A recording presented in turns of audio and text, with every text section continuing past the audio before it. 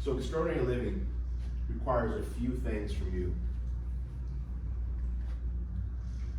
You need a clear nervous system to make healthy choices. Our nervous system it's the windshield of our life.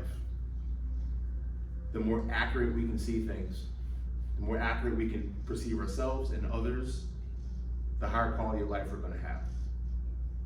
If our perception is all muddied up and we're not able to see things accurate, we're going to have all kinds of problems in our life. You know, if you're driving down the road, you're like, I don't know if that's a person or a tree, or I don't know where I am. If this person's smiling at me and for whatever reason you take a smile as a threat, you're going to have a lot of problems, potentially.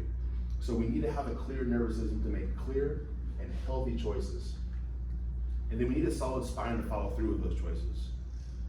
It's not just enough to say, you know what, I know what I need to do. I know it. I got to get out of this relationship. I got to get out of this job or whatever I need to. But if you don't have the spine to do it, nothing happens. It's just sitting there, just, you know. So you need to have both. And what's the purpose of having a super strong spine to get things done if you don't have the insight? So they work hand in hand. You got to have both of them. We need to have an open mind, willing to confront social myths. We need to understand where the actual smoke ends and the real fire begins. In life, there is so much smoke out there. There's so much smoke, and maybe there is fire, who knows, but most of us don't know where the actual fire is. And that's what's controlling our life. There are people that put their trust in the medical system. There are people that put their trust in this, and it's based on what? Based on what someone else told them to do, based on traditions. We need to have an accurate look at life for what it is. So, I want to just get into some statistics. There are many people that just think that, hey, if I go to the doctor, like, this is my doctor, like, they're going to take care of me. And I think they are good. I think that you're not going to go to school for 10 to 12 years if you're, I just don't think being a dick is going to pull you through that. I think you really have to want to make a difference, and there's a huge sacrifice. But the reality of it is, and this is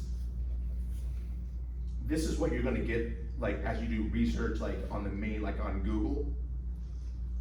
Medical errors are the third leading cause of death in the United States, after heart disease, cancer, causing between 250,000 to 440,000 deaths every year in the U.S. news. That is way more than coronavirus right there. These are medical errors. These are people that simply go to the doctor and they get surgery and they have an air embolism and die, or they get an infection and they die. These are just real simple things that happen all the time, and no one really talks about this. It's a big deal. And there's information, there's data out there that will even say that medical errors are the #1 cause of death right now. Over 328,000 patients in the U.S. and Europe die from prescription drugs each year. The FDA does not acknowledge these facts and instead gathers a small fraction of the cases. This is the Center for Ethics at Harvard University. These are actual people that are taking the prescription drugs exactly the way the doctor prescribes them. Just exactly the way. Here, take this, take that, and people are dying from it. These illicit drug overdoses is around between 40 and 50,000 a year. Those are people that's cocaine, heroin, and meth combined. There's a big difference. Smoking is responsible for over 500,000 deaths annually. That's 1,300 deaths a day, and nobody says a thing. Secondhand smoking is responsible for 41,000 deaths a year. Is that worldwide or U.S.? This is U.S. 7 million a year worldwide. Wow. Over 7 million deaths a year worldwide from smoking. You got the reference for that somewhere? Yeah, I do. I can do it for you. Yeah. That's CDC right there. Great. I should have wrote CDC on there, but yeah, if you guys have any questions about any of this, I'll be happy to share with you when I get done. So secondhand smoking, that's almost the same amount of deaths every year as illicit drug overdoses from people that are just like, hey, my mom smoked. Thanks, Mom. Every man, woman, and child on this planet could live inside the state of Texas with 1,000 square feet to themselves. Actually, it's 987 square feet is what I calculated. This is about 980 square feet right here, this suite. Including the babies, which the babies aren't gonna need that. They could all live in the state of Texas with this much space to themselves. And if you guys want the numbers, I'll give you the numbers. You guys can calculate yourself when you get done. So when you think about like, oh, there's overpopulation and this is what I'm talking about when we need to have an accurate look at life and what's going on.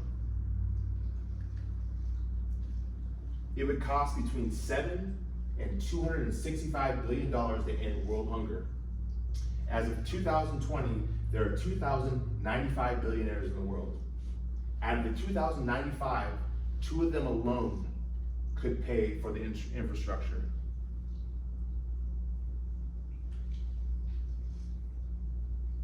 That better freaking stimulate your mind. I mean, that better like get you like going, what the fuck is going on? Excuse my language. We're dealing with over 2,000 billionaires. We're dealing with trillions of dollars right now. So you got to think. You got to ask questions like, hey, like, why aren't these things happening? You have these organizations and these churches that do claim to be God's representation on this planet, and yet these problems do persist. And these are really good questions to ask, because the answers we get in life are only based on the questions that we do ask.